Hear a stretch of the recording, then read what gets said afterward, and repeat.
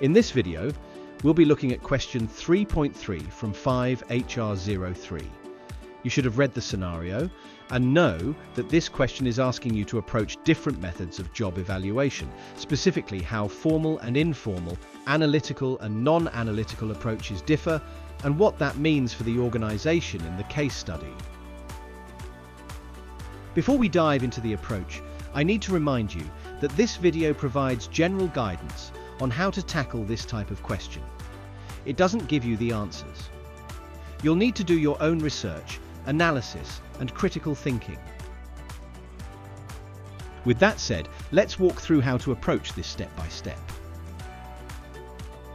Alright, first things first, start by really understanding what the question is asking. Look for the command verb, which in this case is explain. That means you're being asked for a detailed, clear account, not just a simple description. The question wants you to dig into different job evaluation approaches, focusing on those differences between formal and informal, and between analytical and non-analytical methods. Plus, you'll need to cover things like point factors, job matching, leveling, and how job evaluation can be used in equal pay defenses. So what does this mean?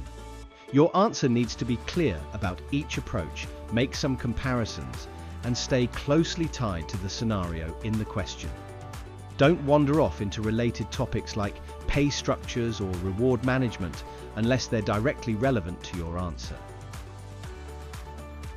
Now let's talk about making judgments. You don't want to just list definitions. Go a bit deeper and think about how each approach actually works in practice. Ask yourself, what does this mean for fairness, transparency, or how effective the organization can be? Use language that evaluates, like maybe formal methods are especially effective for consistency, while informal ones might be less robust if you're thinking about legal challenges. Weigh up the pros and cons of analytical versus non-analytical methods and consider which ones might fit best for the organization in the scenario. Back up your reasoning with references to the scenario wherever you can.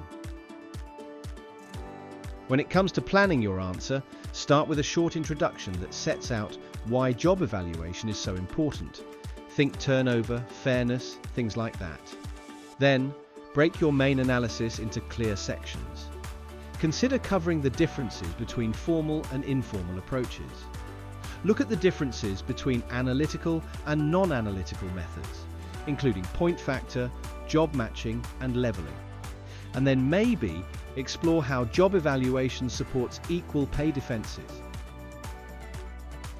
In each section, make a clear point, support it with references to academic sources, and link it back to the scenario or to organizational outcomes. Go for depth, not just a surface-level overview. Try to give each section a balanced amount of attention. Wrap up with a conclusion that gives your judgment on which approaches are most valuable for supporting fairness and compliance in the organization from the case study. Now, here's something to help you stay on track. Use the assessment criteria as a checklist. Make sure you've ticked off everything required, formal and informal, analytical and non-analytical, point factors, job matching, leveling, and equal pay defenses. Think about which academic sources give the most authoritative views on these. Organize your answer to show you really understand the topic and that you're not just listing features, but actually engaging with the material in a critical way. Let's talk about using sources. Pick 2 or 3 high-quality academic sources that directly analyze job evaluation approaches. Reference them using Harvard style and make sure your in-text citations back up your evaluative points.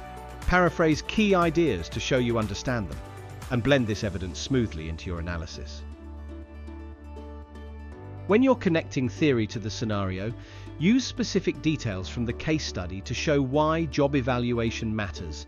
For example, if there's a lack of incentives or people feel the benefit scheme isn't fair, highlight how a strong analytical approach to job evaluation could help with fair pay decisions.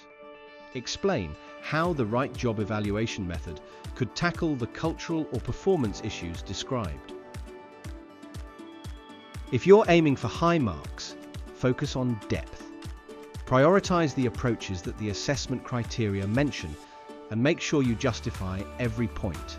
linking theory to the scenario evidence.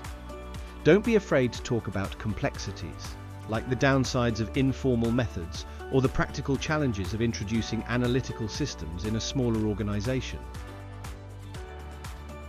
And finally, keep your writing clear and concise. Each paragraph should have a clear purpose and answer the question directly. Skip repetition and unnecessary explanation. Use precise language and make sure your answer flows logically from one point to the next. Every sentence should add value and support your overall analysis. Thanks for watching. Don't forget to hit like and subscribe if you found this helpful. And check out the other videos in this series for more guidance on tackling your assessments.